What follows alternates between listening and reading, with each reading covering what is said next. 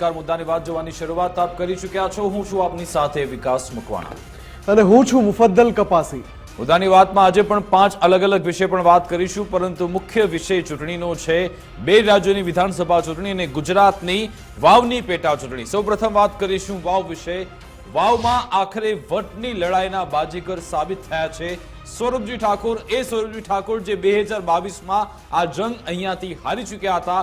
જો કે ફરી એકવાર તેમણે મહેનત કરી અને મહેનતનું પરિણામ તેમને મળ્યું છે, પરંતુ કઈ રીતે બાજીગર સાબિત થયા છે સ્વરૂપજી ઠાકોર તે વિશે વાત કરીશું। મુફદ્દલ, મુદ્દા નંબર 2। બિલકુલ, મુદ્દા નંબર 2 માં વાત એ કરવી છે કે જ્યારે શરૂઆત થઈ મતગણતરીની અને એ પછી એક રાઉન્ડ આગળ વધતા ગયા, આંકડા સામે આવતા ગયા, ગુલાબસિંહ રાજપૂત સતત લીડ મેળવતા રહ્યા, પણ છેક છેલ્લી ઘડીએ 21મા રાઉન્ડનો ડેટા આવ્યો ત્યાં સુધી ગુલાબસિંહ રાજપૂત આગળ હતા, પણ છેલ્લી ઘડીએ જે બેટિંગ કરી સ્વરૂપજીએ, જે મત મળ્યા સ્વરૂપજીને, એણે આખી બાજી પલટી નાખી અને આ આખી ગેમમાં છેલ્લી ઘડીએ એવું થયું કે જેમની જીત લાગતી હતી કે જે જીતશે એમની હાર થઈ અને સ્વરૂપજી આગળ નીકળી ગયા। એની વાત કરીશું, પણ સાથે જ મુદ્દા નંબર 3 વિકાસ। બિલકુલ, મુદ્દા નંબર 3 આપણું પાડોશી રાજ્ય મહારાષ્ટ્ર, જ્યાં વિધાનસભા ચૂંટણીના પરિણામ આવ્યા અને એવા પરિણામ આવ્યા કે સૌ કોઈ ચોંકી ગયા, કારણ કે મહાયુતિએ અહીંયા ઐતિહાસિક પ્રદર્શન કર્યું છે। વર્ષ 2019ના પરિણામ બાદ આ ગઠબંધન બન્યું હતું, જેમાં એનસીપી અજીત પવાર, શિવસેના શિંદે ગ્રુપ અને ભાજપ આ જે મહાયુતિ જોડાઈ, જેણે અહીંયા રેકોર્ડ બ્રેક ઐતિહાસિક જીત હાંસલ કરી છે। કેવી રીતે આ જીત હાંસલ કરી છે મહાયુતિએ તે વિશે વાત કરીશું। મુફદ્દલ, મુદ્દા નંબર 4। બિલકુલ, અને મુદ્દા નંબર 4 માં વાત એ કરીશું કે મહાયુતિની ઐતિહાસિક જીતની સામે મહાવિકાસ અઘાડીનો ઐતિહાસિક પ્રકાશ થયો। એવી હાર થઈ મહારાષ્ટ્રની ચૂંટણીમાં મહાવિકાસ અઘાડીની કે બહુ લાંબા સમય સુધી ચૂંટણીના રાજકીય ઇતિહાસની ચર્ચા થશે।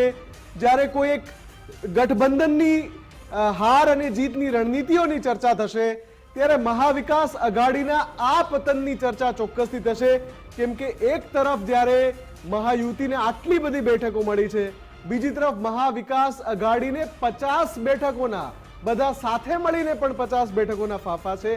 અને અંતિમ મુદ્દો વિકાસ। બિલકુલ, અંતિમ મુદ્દો છે ઇન્ડિયા ગઠબંધન માટે એક સારા સમાચાર એ આવ્યા એક તેમને થોડો આશ્કારો થાય એવો, કારણ કે ઝારખંડમાં જેએમએમ અને કોંગ્રેસનું જે ગઠબંધન છે તે કામ કરી ગયું અને પછી અહીંયા ફરી એકવાર સત્તામાં તે આવી રહ્યા છે। આખરે અહીંયા પણ જોરદાર પ્રચાર ભાજપ અને તેના જે સહયોગી ગઠબંધનના રાજકીય પક્ષોના લોકો છે તેમણે કર્યો હતો। ઘણા બધા મુદ્દા ઉઠાવ્યા હતા, નેક ટુ નેક ફાઇટ લાગતી હતી, પરંતુ અહીંયા સડસડાટ હેમંત સોરેન આગળ નીકળી ગયા અને પછી તે હવે મુખ્યમંત્રી બનવાના છે। ઝારખંડ વિશે પણ વાત કરીશું। શરૂઆત કરીએ મુદ્દાની વાતની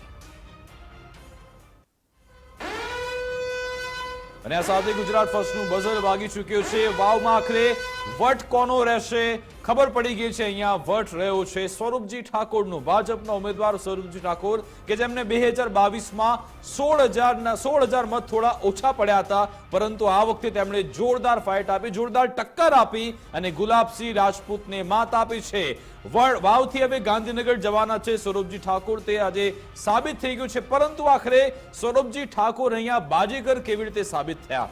ગુજરાત ફર્સ્ટે જ અલગ અલગ રજૂઆત બતાવી હતી, તેમાં અમે સવાલ પૂછતા હતા કે વાવનો બાજીગર કોણ, અને હવે એ જવાબ મળી ચૂક્યો છે સ્વરૂપજી ઠાકોર। વાવનો આ પ્રતિષ્ઠા ભર્યો જંગ, જેમાં ભાજપની રોચક જીત થઈ છે।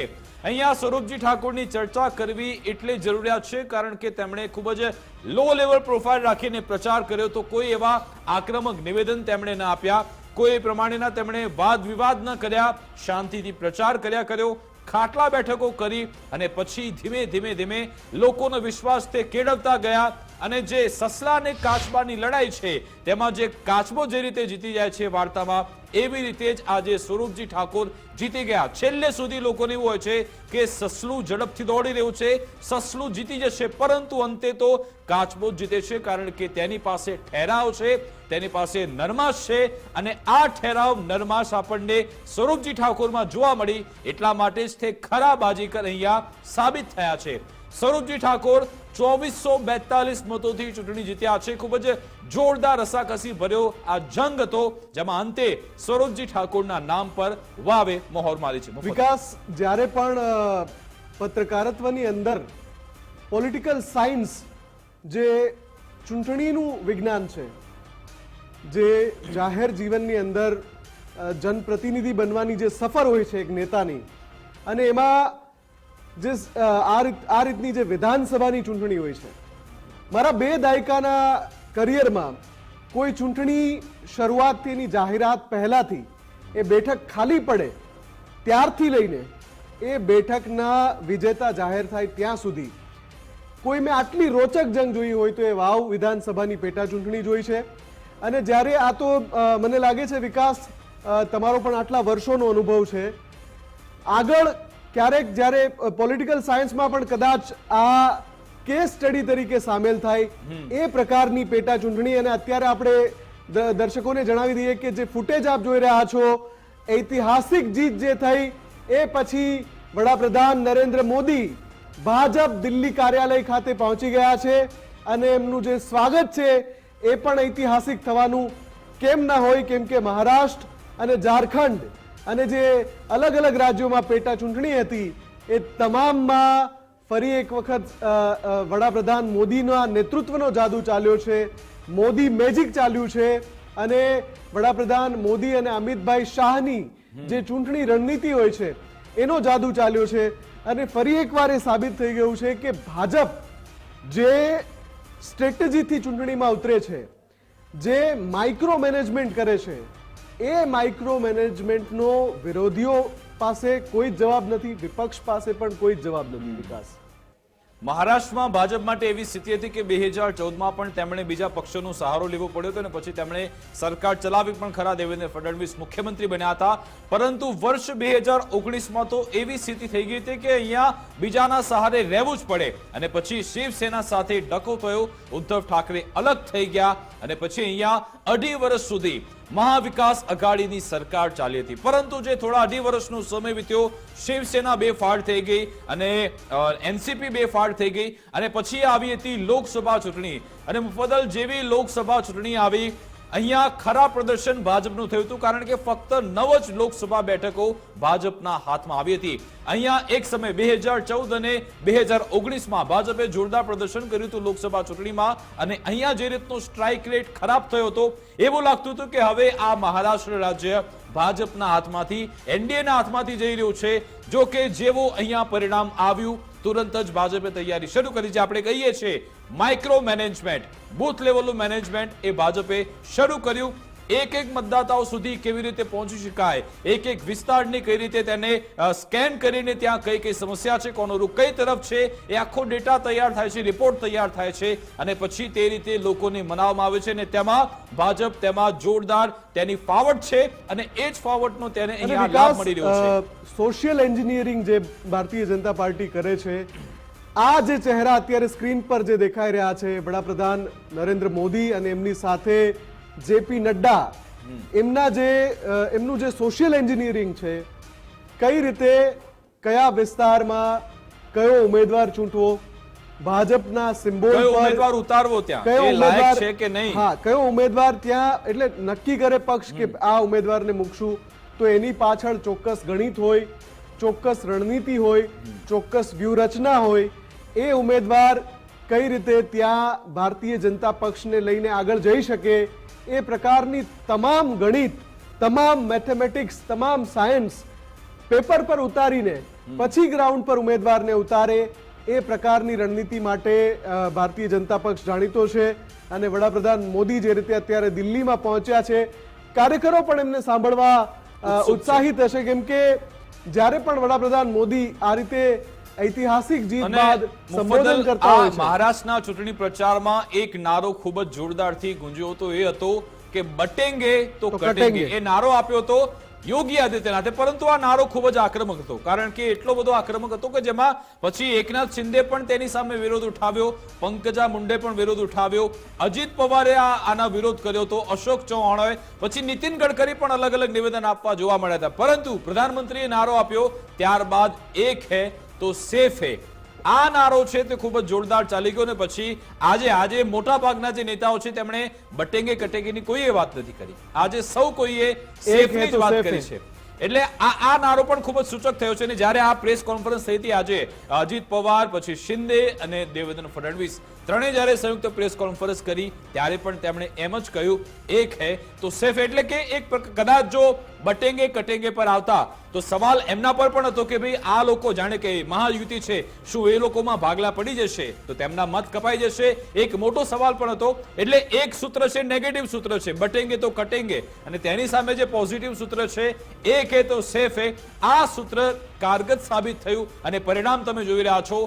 બમ્પર અહીંયા બેઠકો તેમને મળી રહી છે. 145 નું મેજિકલ ફિગર છે. જી, વડાપ્રધાન મોદી થોડી વારમાં સંબોધન કરવાના છે. દર્શકોને પણ આપણે જણાવી દઈએ કે એક ઐતિહાસિક પ્રકરણ જે મહારાષ્ટ્રની રાજનીતિએ જોયું છે, દેશની રાજનીતિમાં એક ઐતિહાસિક પ્રકરણ જોવાયું છે અને એ તમામનો શ્રેય હંમેશા વડાપ્રધાન મોદી કાર્યકરોને આપતા હોય છે અને હવે કાર્યકરોનું અભિવાદન ઝીલી રહ્યા છે. અત્યારે જ્યારે એ સંબોધન કરે છે એ સાંભળવું રસપ્રદ રહેશે વિકાસ, કે દર વખતે કોઈ એક એવી વાત કરતા હોય છે વડાપ્રધાન નરેન્દ્ર મોદી જે આપણે એમના આગળના સંબોધનમાં નથી સાંભળી હોતી. એટલે આજે જ્યારે સંબોધન કરે છે તો કઈ એ નવી વાત કરે છે એ સાંભળવું રસપ્રદ રહેશે. સાથે જ જે એક હે તો સેફ એનો નારો તમે એની વાત કરી કે એ નારો સર્વ સ્વીકૃત બન્યો, કેમ કે વડાપ્રધાનના એ નારામાં કોઈ એવો ભાવ નહોતો, એમાં એકતાની વાત હતી. જ્યારે બટેંગે તો કટેંગે એવો નારો હતો કે ત્યાં એવી વાત આવતી હતી કે આ થોડો હાર્ડકોર નારો છે, પણ જ્યારે એક હે તો સેફ હે નારો આવ્યો તો એ તમામ વર્ગમાં સર્વ સ્વીકૃત બન્યો અને એ પરિણામમાં એની ઝલક પણ જોવા મળી રહી છે. મહારાષ્ટ્રની રાજનીતિમાં તો વિકાસ ભારતીય જનતા પાર્ટી જો એકલા ઉતરી હોત મેદાને તો પણ જે રેશિયોથી ભાજપ ત્યાં જે સ્ટ્રાઇક રેટ તેનો રહ્યો છે, સ્ટ્રાઇક રેટ જી 150 બેઠકોમાંથી 133 કદાચ મેં છેલ્લો ડેટા જોયો તો એ મુજબ, તો એ સ્ટ્રાઇક રેટ તમે વિચારો કે 80% કરતા પણ વધારે સ્ટ્રાઇક રેટ કદાચ કોઈની પણ સાથે ગઠબંધન ના કર્યું હોત તો પણ મહારાષ્ટ્રમાં ભાજપ એકલા હાથે જીત્યું હોત, એ પણ આ આંકડા કહી રહ્યા છે. બિલકુલ, પરંતુ મહારાષ્ટ્રની ત્યાંની વિચારધારા પણ એ રીતની છે અને ત્યાંના પક્ષોનું જે રીતનું તેનું ગણિત છે તે જોતા ગઠબંધન અહીંયા તેમને કરવું જ પડે એવી સ્થિતિ છે, કારણ કે જે મરાઠી વસ્તી છે ખૂબ જ વધારે છે. એટલે કે જે શિવસેના જે રીતે અહીંયા પ્રચાર કરે છે કે લાગણી લોકો સાથે જોડાયેલી છે, એટલે કે ગઠબંધન તો આમાં જરૂરી છે, પરંતુ એ ગઠબંધનમાં પણ હવે જેને ભાજપ એક મોટા ભાઈની ભૂમિકામાં છે અને સૌથી મોટો સવાલ હવે અહીંયા એ આવવાનો છે કે મુખ્યમંત્રી મહારાષ્ટ્રમાં કોણ બનશે. અને થોડી વાર પહેલા દેવેન્દ્ર ફડણવીસે એક ટ્વીટ કર્યું છે કે બાઝ કી ઉડાન અભી બાકી હૈ. એટલે આ જે ટ્વીટ છે એ ઘણું બધું સૂચક છે, કેમ કે દેવેન્દ્ર ફડણવીસ જ એ ચહેરો છે કે જેના પર સીધી નજર સૌ કોઈની આવીને અટકી જાય, કેમ કે જ્યારે ગઠબંધનમાં સરકાર મહારાષ્ટ્રમાં ચાલતી હતી, એકનાથ શિંદે મુખ્યમંત્રી બન્યા અને એક સમયે મહારાષ્ટ્રનું જેમણે સુકાન સંભાળ્યું હતું એ દેવેન્દ્ર ફડણવીસને ડેપ્યુટી સીએમ બનવું પડે અને એમણે સહર્ષ જે પક્ષનો નિર્ણય હતો એ સ્વીકાર્યો હતો. પણ જ્યારે હવે આ રીતના સ્ટ્રાઇક રેટથી ભાજપ જીત્યો છે તો મને લાગે છે કે બહુ જલ્દી એ પણ સ્પષ્ટતા થઈ જશે કે સુકાની કોણ બનશે અને એમાં મને લાગતું નથી કે કોઈ વિવાદ થાય. વિકાસ બિલકુલ કોઈ વિવાદ થયો લાગતું નથી અને આમાં દેવેન્દ્ર ફડણવીસે જોરદાર મહેનત આમાં કરી છે, તેમાં કોઈ એમાં બેમત નથી, પરંતુ આમાં એકનાથ શિંદે કે જે મુખ્યમંત્રી તરીકે અને આ જ પદ માટે તેમણે શિવસેના કદાચ છોડી હતી, ભલે તે વાતો કરે કે ભાઈ અમે બાલા સાહેબ ઠાકરેની જે વિચારધારા છે તેને આગળ લઈ જવી છે, મુખ્ય મુદ્દો સૌ કોઈને મુખ્યમંત્રી બનવો છે, ખુરશી પર બેસવો છે અને એકવાર જો પછી તમે સત્તાનો સ્વાદ ચાખી લો તો પછી કદાચ કોઈ એવા નવા સમીકરણ પણ રચાઈ શકે છે. પરંતુ ભાજપ અત્યારે એ સ્થિતિમાં છે કે તે ગમે તે કરીને ત્યાં સરકાર બનાવી શકે છે અને મોટા ભાઈની ભૂમિકા રહે છે. તમે દેવેન્દ્ર ફડણવીસની વાત કરતા હતા, આજનો દિવસ દેવેન્દ્ર ફડણવીસ માટે પણ ખૂબ જ મહત્વનો છે, કારણ કે તમને ભૂતકાળમાં લઈ જાઓ 2014 થી 19 તો તે મુખ્યમંત્રી હતા, 2019માં ત્યાં ચૂંટણી 2019માં જ્યારે પરિણામ આવ્યા ત્યારે શિવસેના એવું કીધું કે મુખ્યમંત્રી તો અમારો જ હોવો જોઈએ. સંજય રાઉત રોજ સવારે આવીને પછી કહેતા હતા કે મુખ્યમંત્રી તો અમારો જ બનશે. એટલે ભાજપ અને શિવસેનાનું જે ગઠબંધન છે ઘોંચમાં પડી ગયું. સવાલ એ થયો કે મુખ્યમંત્રી કોણ બનશે. તેવામાં દેવેન્દ્ર ફડણવીસે અજીત પવારને સાથે લઈને આજનો જે દિવસ હતો 23 નવેમ્બર 2019 દેવેન્દ્ર ફડણવીસે અજીત પવારને સાથે લઈને વહેલી સવારે 4 થી 5 વાગ્યાના અરસામાં મુખ્યમંત્રી પદ તરીકેના શપથ લઈ લીધા કે અમે અજીત પવારનું સમર્થન અમારી સાથે છે, અમારી પાસે એ આંકડો છે મેજિક ફિગરનો, હું મુખ્યમંત્રી તરીકે રહીશ. પરંતુ ફક્ત બે દિવસમાં તેમણે રાજીનામું આપી દેવું પડ્યું, કારણ કે અજીત પવાર ફરી એકવાર શરદ પવાર જોડે જતા રહ્યા અને હવે આપણે અત્યારે 2024માં ઉભા છીએ. વિકાસ, દેવેન્દ્ર ફડણવીસ જ એ વ્યક્તિ છે કે જેમણે એક નિવેદન આપ્યું હતું ઘણા સમય પહેલા, જે આજે ખૂબ વાયરલ થઈ રહ્યું છે. એમણે કહ્યું હતું કે મેં સમંદર હું, મેં વાપિસ આઉંગા, અને આ 1 કલાક પહેલાનું એમનું ટ્વીટ છે. આ પણ અત્યારે ખૂબ વાયરલ થઈ રહ્યું છે. એમણે લખ્યું છે કે બાજ કી અસલી ઉડાન બાકી હૈ. એટલે શાયરાના અંદાજમાં દેવેન્દ્ર ફડણવીસ ઘણું બધું કહી રહ્યા છે. ઘણા બધા એને એક જ વાક્યમાં ઘણા બધા ઈશારા પણ કરી દીધા છે. અને આ એ દ્રશ્ય છે જે અત્યારે દિલ્હી ભાજપ મુખ્યાલયથી ભાજપના તમામ દિગ્ગજ નેતાઓ એક સાથે મંચ પર, અને વડાપ્રધાન મોદી જેમનું અભિવાદન કરવામાં આવી રહ્યું છે, સ્વાગત કરવામાં આવી રહ્યું છે. સંરક્ષણ મંત્રી રાજનાથ સિંહ પણ છે અને જેપી નડ્ડા પણ મંચ પર ઉપસ્થિત છે, અને વડાપ્રધાન મોદીનું સ્વાગત કરવામાં આવી રહ્યું છે, એમનું સન્માન કરવામાં આવી રહ્યું છે. બિલકુલ, તમે જે વાત કરી વિડીયોમાં પણ એ જ છે કે મેં સમંદર હું લौट કે વાપસ આઉંગા, જે ટેગલાઇન એમણે લખી છે બાઝવાળી, એની અંદર વિડીયોમાં તે કહેવામાં આવી રહ્યું છે કે મેં સમંદર હું વાપસ લौट કે આઉંગા. એટલે અહીંયા દેવેન્દ્ર ફડણવીસને એ વિશ્વાસ છે કે હવે મુખ્યમંત્રી પદ તો તેમનું જ છે, કારણ કે અગાઉ પણ આપણે આ જ મંચ પરથી કહી ચૂક્યા છે કે જ્યારે મેનિફેસ્ટો જાહેર થતો હતો ત્યારે અમિત શાહે મંચ પર જ એકનાથ શિંદેને કહી દીધું હતું કે ભાઈ અત્યારે તો તમે મુખ્યમંત્રી છો, પછી આપણે નક્કી કરીશું કે ભાઈ બેઠકો આવશે ત્યારબાદ કોણ મુખ્યમંત્રી બનવાનું છે. એટલે ત્યારે જ અમિત શાહે સંકેત આપ્યા હતા કે હવે કદાચ એકનાથ શિંદે મુખ્યમંત્રી નહીં બને, અને હવે તો અહીંયા ભાજપે સારું પ્રદર્શન કર્યું છે. પરંતુ હવે પ્રધાનમંત્રી મોદી ત્યાં મંચ પર પહોંચી ચૂક્યા છે. ગૃહમંત્રી અમિત શાહ, જેપી નડ્ડા તેમની સાથે છે, રાજનાથસિંહ પણ તેમની સાથે છે. ભાજપના કેન્દ્રીય નેતૃત્વના 4 પ્રમુખ ચહેરા જી એક સાથે મંચ પર દેખાઈ રહ્યા છે. અમિતભાઈ શાહ પણ ત્યાં ઉપસ્થિત છે, જે ચૂંટણી રણનીતિ અને ચૂંટણીની જે વ્યૂહ નીતિ હોય છે એના એક કહી શકાય કે સૌથી પ્રખર રાજકારણી એ ઘડવામાં અને એમની તોલે કોઈ નથી. ખરા ચાણક્ય એટલે જ તમે કહેવાઓ છો કે જ્યારે વિપરીત પરિસ્થિતિમાં તમે જીત લઈને આવો. મહારાષ્ટ્રમાં જોરદાર વિપરીત પરિસ્થિતિ એટલા માટે હતી કારણ કે સામે શિવસેના, ઉદ્ધવ ઠાકરેનું ગ્રુપ હતું, બીજી બાજુ શરદ પવારનું ગ્રુપ હતું, તે પણ ચાણક્ય કહેવાય છે મહારાષ્ટ્રની રાજનીતિના. આ બધાની સામે ટક્કર આપી આવી સ્થિતિમાં પણ આ રીતનું પ્રદર્શન કરવું તેને ખરા ચાણક્ય કહેવામાં આવે છે. મુફદ્દલ. અને સાથે સાથે દિગ્ગજ નેતા રાજનાથસિંહ પણ છે, જેપી નડ્ડા પણ છે. એટલે આ 4 એ ચહેરા છે, એ કેન્દ્રીય નેતૃત્વ છે કે જેને મહારાષ્ટ્રની જનતાએ પણ સ્વીકાર્યું છે, એ નેતૃત્વને એમાં ભરોસો મૂક્યો છે. અને સાથે સાથે જે ચહેરા મહારાષ્ટ્રમાં ચૂંટણી લડ્યા એને પણ શ્રેય મહારાષ્ટ્ર ભાજપના અધ્યક્ષ છે ચંદ્રશેખર બાવનકુલે, એને પણ આપવો પડશે. એમની પણ જે રણનીતિ છે ઘણા બધા અંશે ત્યાં કામયાબ નીવડી છે. અને આ જે દ્રશ્યો છે આપણે સીધા જોઈ રહ્યા છીએ દિલ્હી ભાજપ કાર્યાલયથી, કે જ્યાં વડાપ્રધાન મોદી પહોંચી ચૂક્યા છે. થોડી જ વારમાં એ ત્યાં હજારો કાર્યકર ઉપસ્થિત છે, એમનું સંબોધન કરશે, અને એ સંબોધન તમામ અમે અનકટ આપને લાઈવ દેખાડવાના છીએ. અને ત્યાં એ સાંભળવું જરૂરી રહેશે કે વડાપ્રધાન મોદી ત્યાં કઈ નવી વાત કરે છે, કેમ કે એમના સંબોધનમાં ઘણી બધી એવી બાબતો હોય છે જે ક્યાંકથી નવી આવતી જ હોય છે. એના માટે જાણીતા છે વડાપ્રધાન મોદી. બિલકુલ. અને ભાજપે 365 ડેઝ એક એવી મશીનરી છે, પોલિટિકલ એવી પાર્ટી છે કે જે 365 દિવસ કામ કરતી રહે છે, તેમને નવા ટાર્ગેટ આપવામાં જ આવે છે. અને આજે પણ જ્યારે પ્રધાનમંત્રી મોદી સંબોધન કરશે ત્યારે એક લેસન તો કાર્યકર્તાઓને મળી જ જશે કે હવે તમારે આગળ શું કરવાનું છે, શું કામગીરી કરવાની છે, ત્યાંથી એક સંદેશ તો આપી દેવામાં જ આવશે. પરંતુ મુફદ્દલ આમાં આખો દિવસ આજે ચર્ચા લાડકી બહેન યોજનાની પણ ખૂબ જ થઈ, કારણ કે જેવા લોકસભા ચૂંટણીના પરિણામ આવ્યા અને તુરંત જ ઓગસ્ટ મહિનામાં એકનાથ શિંદેએ આ લાડકી બહેન યોજનાની જાહેરાત કરી નાખી. લગભગ 3 મહિના સુધી 1500 રૂપિયા મહિલાઓને આપવામાં આવે. અને આજે આ જે વોટિંગ થયું છે તે વોટિંગ ટ્રેન્ડમાં મહિલાઓએ સૌથી વધારે મતદાન કર્યું છે. એટલે એક એ પ્રસ્થાપિત થઈ ગયું છે અત્યારની રાજનીતિમાં કે જો તમે એક તમારી એવી તમારો એક વોટ બેંક જો તમે નક્કી કરેલો જે લાભાર્થી વોટ બેંક છે, જો તમે તેને સાધી લેશો તો તમે અહીંયા જીતી જશો. એક આ પણ રણનીતિ હવે પ્રસ્થાપિત થઈ રહી છે રાજનીતિમાં. મહાયુતિની જવાબદારી પણ મહારાષ્ટ્રમાં ખૂબ વધવાની છે, કેમ કે જ્યારે તમારી પાસે આટલું સારું સંખ્યાબળ હોય, ક્લિયર મેજોરિટી હોય, જનતાએ ખોબલે ને ખોબલે મત આપ્યા હોય, ત્યારે ઘણા બધા મહારાષ્ટ્રની રાજનીતિના મુદ્દા છે કે જે મહારાષ્ટ્રની જનતાના મુદ્દા છે કે જે બાકી છે, અને જ્યારે મહાયુતિ પાસે આટલું તાકતવર સંખ્યાબળ છે ત્યારે હવે ચૂંટાયેલા પ્રતિનિધિઓએ એ વાત એન્શ્યોર કરવી પડશે કે જનતાના જે મુદ્દા છે, જનતાના જે પ્રશ્નો છે એનો સત્વરે ઉકેલ આવે.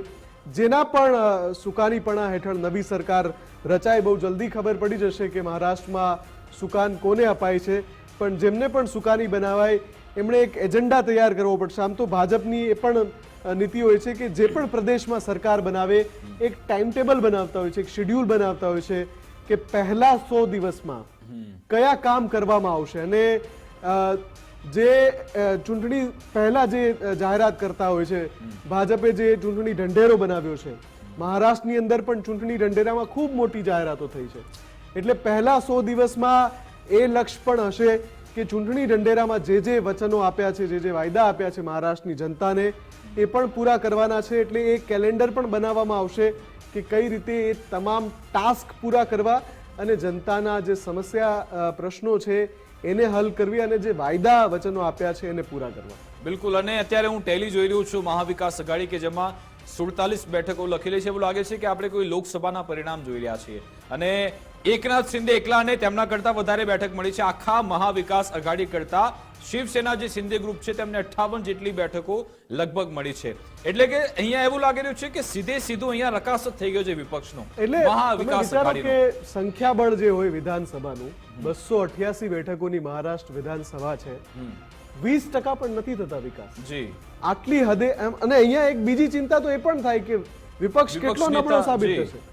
વિપક્ષ કેટલો નબળો સાબિત થશે કેમ કે 20% પણ નથી થતી. તો મને તો લાગે છે કે આમાં વિપક્ષના નેતાનું પદ એટલે પણ મળશે કે આમાં નહીં. વિપક્ષના જે તમામ જે મુદ્દાઓ છે બધા ધરાશય થઈ ગયા, બધા એકદમ કડરભૂસ એટલા માટે થઈ ગયા કારણ કે મને એવું લાગે છે કે આ મુદ્દાઓનું રિપીટેશન થયું છે. 2024ના લોકસભા ચૂંટણી પ્રચાર વખતે પણ મહાવિકાસ આઘાડી આ બધા મુદ્દા ઉઠાવ્યા હતા.